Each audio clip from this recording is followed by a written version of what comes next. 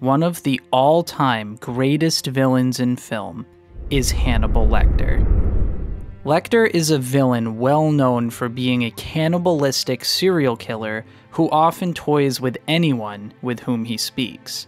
Many have diagnosed and examined Hannibal, but few have sought to create a full psychological profile.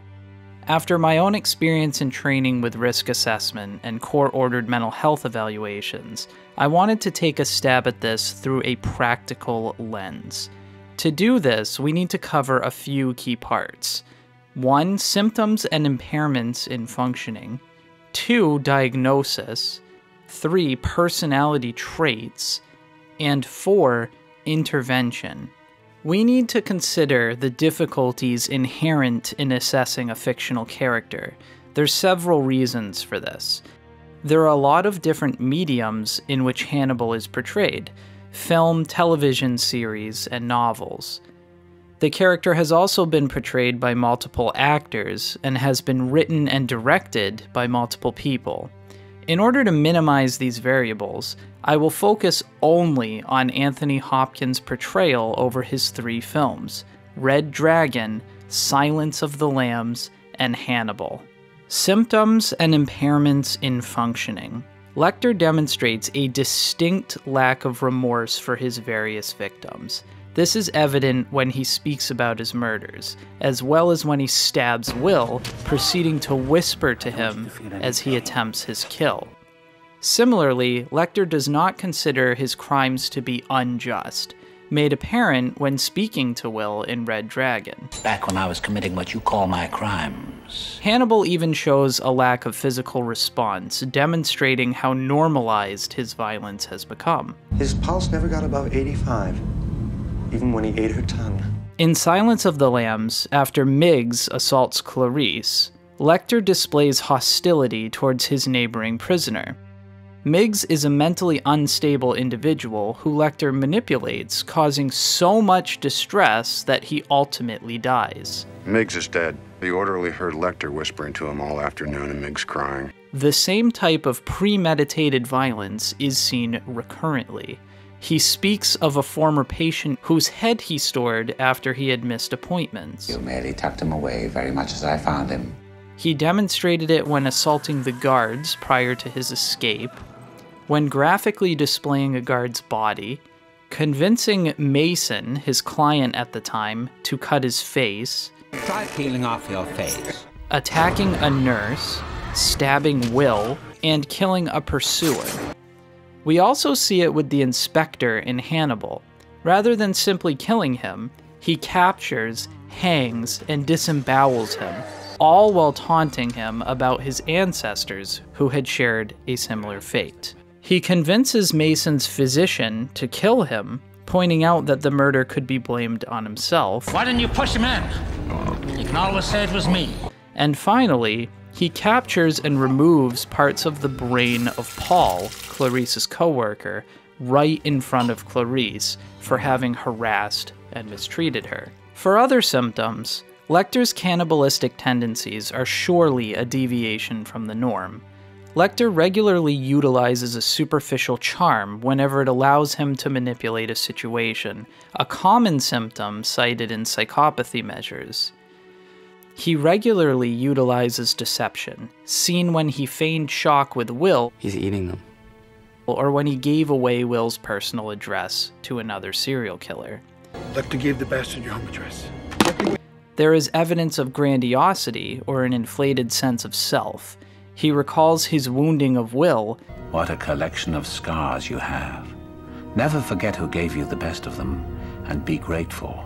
He believes that his own judgment is enough to justify who should live or die. He identified those who are rude. Whenever feasible, he preferred to eat the rude. And performs a public service, as seen with the orchestra. And he was unable to dispose of a letter from the Tooth Fairy that complimented him. Why not just throw the whole note away? It was full of compliments. Couldn't bear to part with them. Diagnosis. In pop culture, Hannibal is often referred to as a psychopath or sociopath. In the USA, diagnoses are given in accordance with the Diagnostic and Statistical Manual of Mental Disorders, more commonly referred to as the DSM-5. Within the DSM-5, psychopathy is comprised in the diagnosis of antisocial personality disorder, so we will begin here. This first part requires a minimum of 3 of the 7 possible criteria.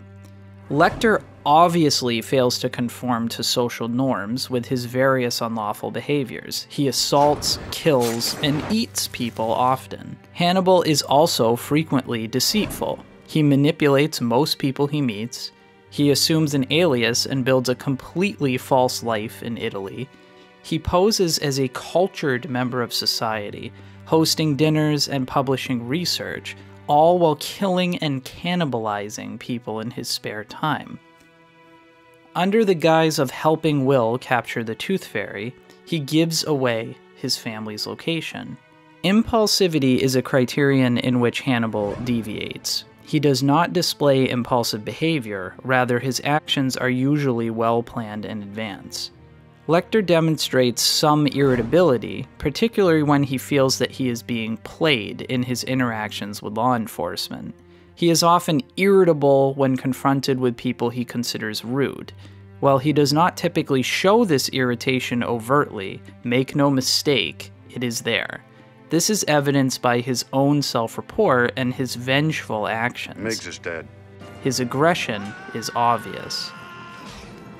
Another clearly met criterion is his reckless disregard for the safety of others. However, he does consider his own safety a bit more. Lecter does not demonstrate irresponsibility. He was able to hold a job as a respected psychiatrist and then later curating art in Italy. He is always careful of his actions and of his appearances. Lack of remorse is a certainty. Hannibal rationalizes his violence in every instance. The individual usually deserved it in some way, or he was fulfilling a service to society. He is obviously over the age of 18. For criterion C, although Hopkins movies do not explicitly address Hannibal's history, there is evidence of his violence beginning as young as 13 years old, mixed with various other behavioral struggles at younger ages. Finally, schizophrenia and bipolar disorder must be ruled out. Hannibal does not demonstrate any major mood episodes, such as mania, hypomania, or depression. He also does not experience any hallucinations or delusions. His thoughts are logical, despite the influence of his grandiosity and justifications. Therefore, Hannibal Lecter easily meets criteria for antisocial personality disorder. Another consideration is narcissistic personality disorder, in which 5 of these criteria must be met. It can certainly be argued that Lecter has a grandiose self-importance. He does not seem to carry an expectation of being seen as a superior. While it's possible that he can be preoccupied with some version of power, these qualities are more antisocial in nature. He does see himself as special and seeks to associate only with those he deems worthy. We see this when he rejects meetings with other agents, but sees Clarice as a highly moral individual. Although he enjoys admiration, he does not actively seek it, and thus does not require it. He does not show entitlement.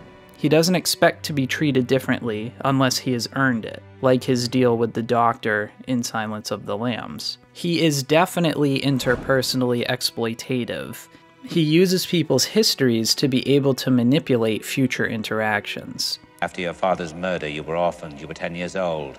You went to live with cousins on a sheep and horse ranch in Montana. He lacks empathy. He does not exhibit significant envy. He does have some arrogance, seen when he reprimands Clarice for her mistakes made in their initial meeting. No. You were doing fine. You had been courteous and receptive to courtesy. You had established trust with the embarrassing truth about Miggs. And now this ham-handed segue into your questionnaire. And his general approach to interacting with other professionals. However, it is difficult to conclude that it is definitely arrogance. After all, he's a respected psychiatrist, meaning that a certain amount of expertise is to be expected and will arise in these situations. Ultimately, Lecter does not quite meet criteria for narcissistic personality disorder, but he is close. He has narcissistic personality traits, which will be discussed. In the DSM's differential diagnosis section, the presence of callousness and a less significant need for admiration is cited as a particularly defining feature in antisocial, not often seen in narcissistic. Lecter's final diagnosis worth consideration is post-traumatic stress disorder. Most sources have significant histories of trauma for Hannibal, often recurrent beginning early in his childhood.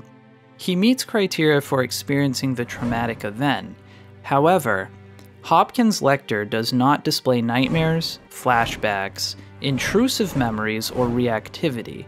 As such, he cannot meet criteria for this diagnosis. For him, his trauma likely manifests in his violent tendencies, in which he can seize control and punish others. Personality traits. While finding an accurate diagnosis is important, it hardly describes an individual's complete picture. The DSM-5 encompasses personality traits under its Emerging Measures and Models section, which allows a much more specific, trait-based understanding of Hannibal. I went through the full version of the personality inventory for the DSM-5 and answered the items in accordance to how Hannibal would likely respond, based on his portrayal in film. Out of all possible traits, these are his most implicated.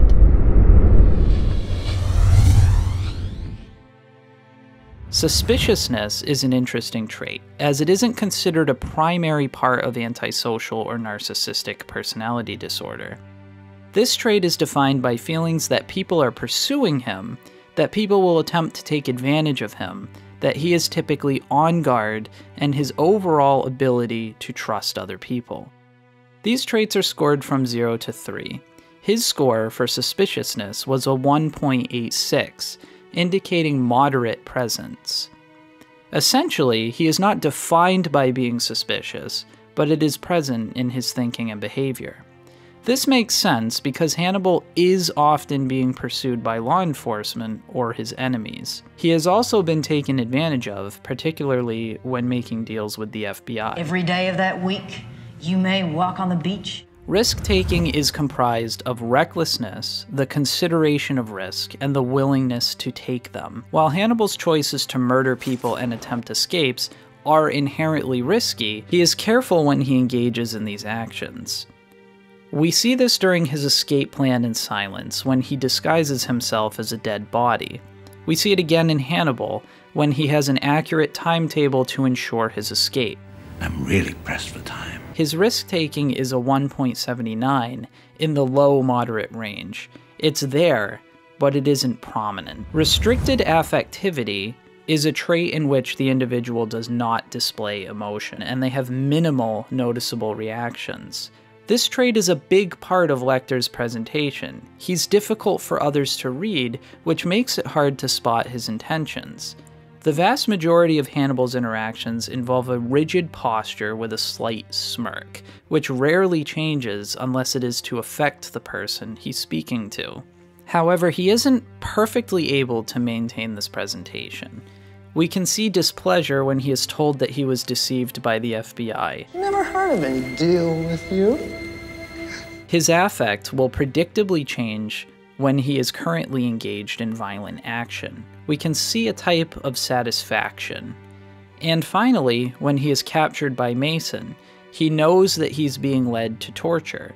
Here, we can see distinct fear on his face, something we had rarely seen before. Overall, these changes in his affect tend to only arise in very extreme circumstances. The vast majority of his interactions present with restricted affect, giving him a high score of 2.71. Manipulativeness is a hallmark of Hannibal Lecter. It is defined as influencing the behavior of others, using charm, conning, deceiving, and a willingness to take advantage of others.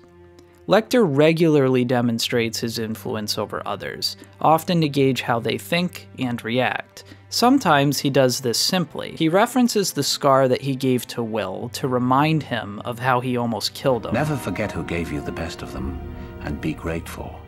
He shifts his behavior abruptly on multiple occasions to scare others. We felt a sudden rush of panic. He comments on Clarice's mistakes made trying to get him to answer a questionnaire. Ham-handed segue into your questionnaire. It won't do. He insults Clarice and attempts to describe her shortcomings. But you're not more than one generation from poor white trash, are you, Agent Starling? He offends the senator, the mother of Buffalo Bill's victim. Tell me, Mom, when your little girl is on the slab, where will it tickle you? He references the past execution of the inspector's ancestor. Your ancestor was hanged. Francesco de Patti. Yes, thrown naked, with the noose around his neck from a window. He comments on the inspector's demotion and asks for a response. Sir? Were you unfairly dismissed from the grander case, or did you deserve it? He convinced Mason to mutilate his face while drugged. Try peeling off your face. He references how he killed his captor's brother. Your little brother must smell almost as badly as you do by now. And he tells Mason's physician that he could easily kill Mason and blame it on him. Why didn't you push him in? You can always say it was me. He can come across with superficial charm. He demonstrates this sparingly with Will. You know, I believe we're making progress. But he does use it to obtain Will's address on the phone. I'll dance at your wedding if you read it to me. I don't know. He loves using his charm with Clarice. He acts offended when Clarice is assaulted by Miggs. I would not have had that happen to you. Discourtesy is unspeakably ugly to me. Making the situation appear as though he changed his mind when he likely was going to help her regardless. He gives Clarice a towel when she's wet, he leaves notes hidden in a file to help her, and he tells her there is nothing more he would like to do than to speak again. More than to be able to chat with you. Unfortunately, you've caught me at an awkward moment. Barney also stated that Lecter was always kind to him. It wasn't just being civil. Yes, it was. And then there are examples of more intricate manipulation. Lecter actively seeks to delve into the histories of those with whom he speaks. Hannibal creates a deal with Clarice. Quid pro quo. I tell you things, you tell me things. Not about this case, though. About yourself. He uses this deal to uncover Clarice's traumas and her underlying motives for joining the FBI. And one morning I just ran away. Not just, Clarice. What set you off? He particularly hunts for specifically sensitive things, such as sexual abuse and parental issues. Did the rancher make you perform fellatio? Did he sodomize you? Do you think if Catherine lives, you won't wake up in the dark ever again to that awful screaming of the lambs? In silence, he is able to then walk her through her case, dictating as though he is in control. Through this, he uncovers her moral compass and overarching belief system. Your father, the dead night watchman, figures largely in your value system, because you could imagine your father being pleased. This comes up repeatedly in Hannibal, when the FBI acts in contrast to Clarice's principles, throwing her into conflict. You serve the idea of order, Clarice. They don't. You believe in the oath you took. They don't. You feel it is your duty to protect the sheep. They don't. They don't like you because you're not like them. They hate you and they envy you. All the while, he references their relationship, subtly referencing admiration and at times love. People will say we're in love. While not directly responsible, Clarice ultimately puts herself at great risk to save Lecter from Mason. This is in line with her principles, but would she really have gone this far if she had not felt invested in him? This ultimately plays into his hand, and he's able to capture Clarice. Will is more adept at dealing with Lecter than Clarice, but even in his case, Lecter identifies Will's obsessions with perfectionism, solving his cases. He similarly references their relationship, he considers them alike. You caught me because we are very much alike.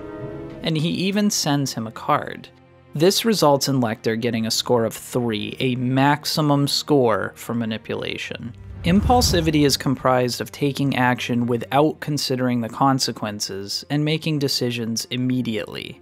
As previously discussed, Lecter's actions are rarely impulsive. He is a strategist who prefers to orchestrate situations.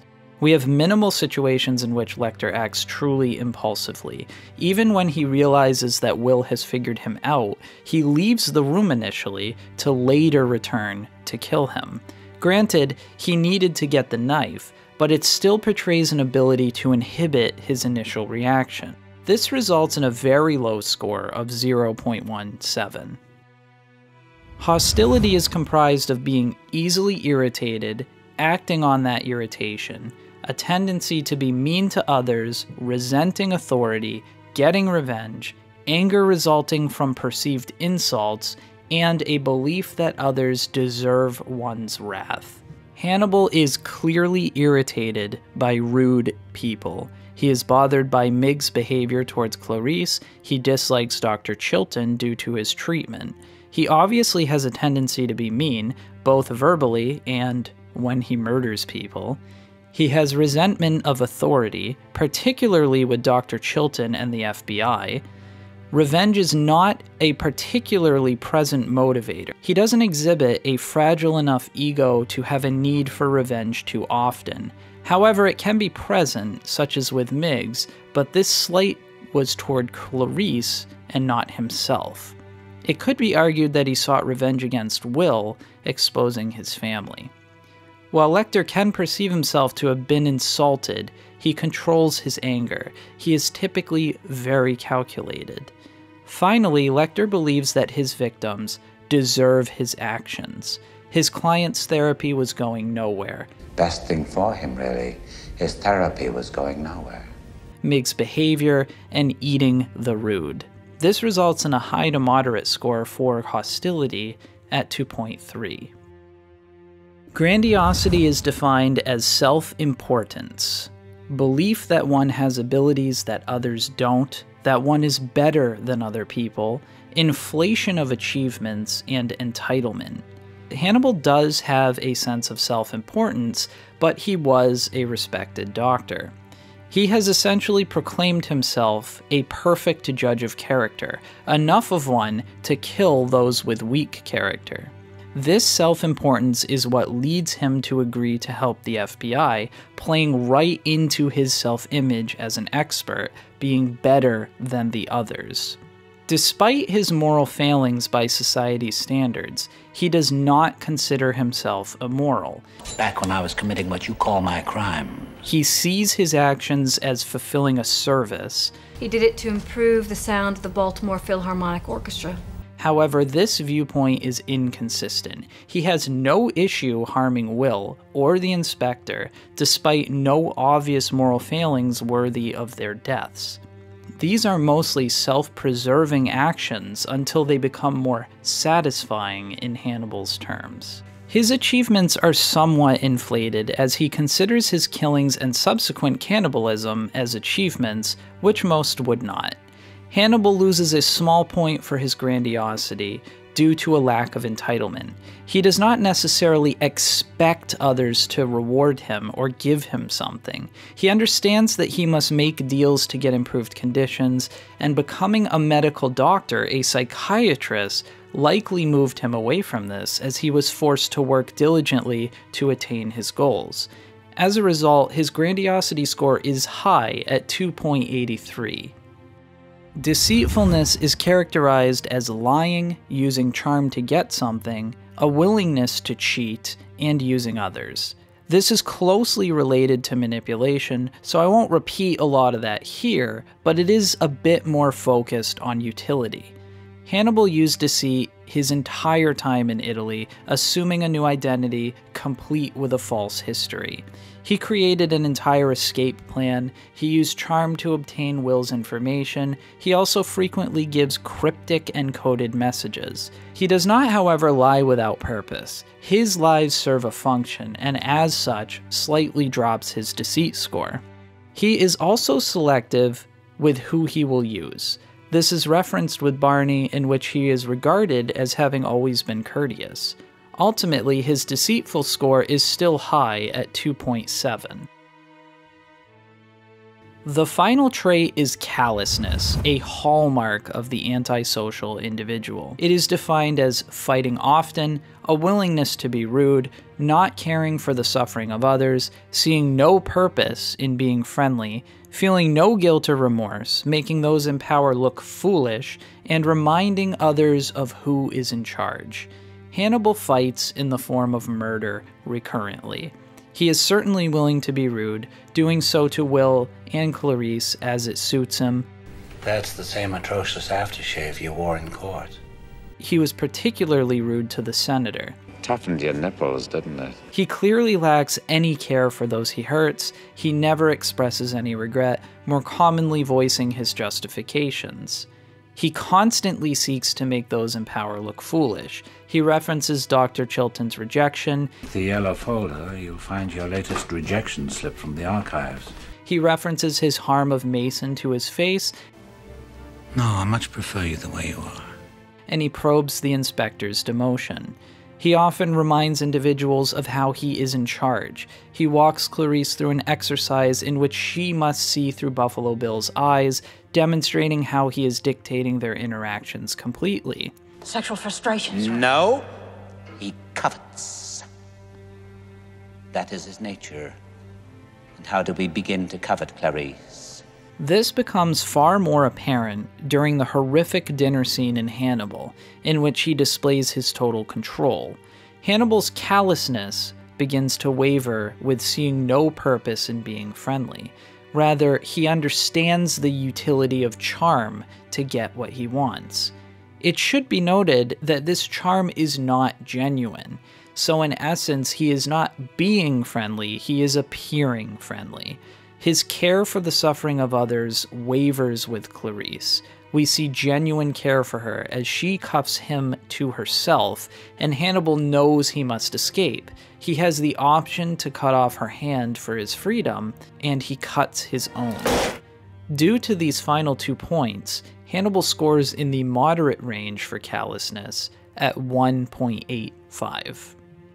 In conclusion, Lecter is a highly manipulative and deceitful person. He exhibits grandiose thoughts pertaining to himself while often hiding his own emotional response to the outside world. He has significant potential to act with hostility and is often callous. His actions will be conducted with great care as he maintains suspicion of the intentions of others as appropriate. However, he is willing to take risks, evidenced by his gruesome recurrent murders and subsequent capture. He demonstrates a good ability to control his impulses, and he will use this to his advantage, often planning his hostile actions. Intervention. Now that we have a good understanding of Hannibal, what should be done? How is a person like this managed? Antisocial personality disorder is notoriously difficult to treat.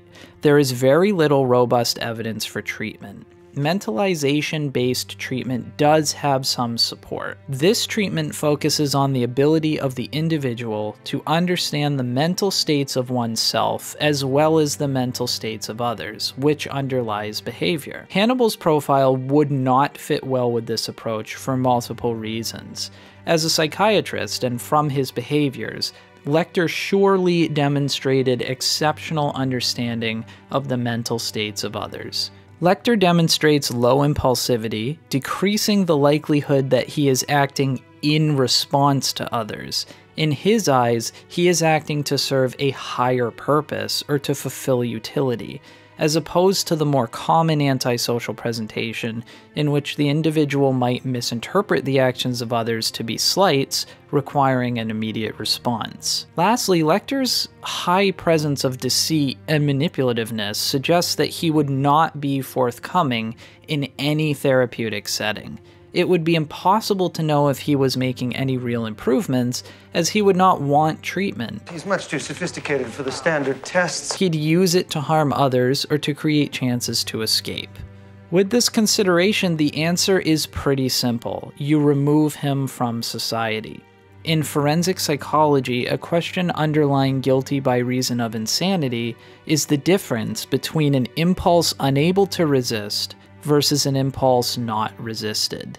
Lecter's actions are intentional and premeditated, thus he needs to be incarcerated. Beyond that, if the FBI continues to seek his assistance, there are a few approaches worth consideration. To pique his interest in the case, one can appeal to his grandiosity. Will uses this by challenging his intelligence, which creates a dynamic where Lecter must now prove himself. Find out if you're smarter than the person I'm looking for. Clarice, in a more risky approach, gives him some power. She references his ability to judge if she is qualified to do that. Maybe you can decide for yourself whether or not I'm qualified enough to do that. Lecter is also highly motivated by improvements in his prison conditions. It is best to disallow him from attaining personal information. He will surely use this to manipulate anyone he works with. Clarice accepts a deal of quid pro quo, which results in far too much of her history being shared. In contrast, Will sets limits with Dr. Lecter. He knows that Lecter is bored and that he would jump at the chance to analyze someone. He simply threatens to take it off the table, negating the need to share too much personal information. I think I'll persuade you at all. You either do it or you won't. Is that the case file? Yes. With photos? Let me keep them and I might consider it. No. Do you dream much, Will? Goodbye, Dr. Lecter. You haven't threatened to take away my books yet. Give me the file, then. As a result, Lecter's manipulations are limited to critiquing Will's actions as he's seen them, and not from things Will gives to him. Ultimately, there isn't much that can be done further, as Hannibal is recurrently violent. Hopefully I've provided an interesting profile of Hannibal Lecter. Many consider him to be an unrealistic psychopath due to his success as a doctor, his absence of impulsivity, with a relatively lower risk acceptance. However, this type of person is possible. It is exceedingly rare, but that is what makes the character of Hannibal Lecter so scary. If you have any questions or anything to add, please leave a comment and consider subscribing.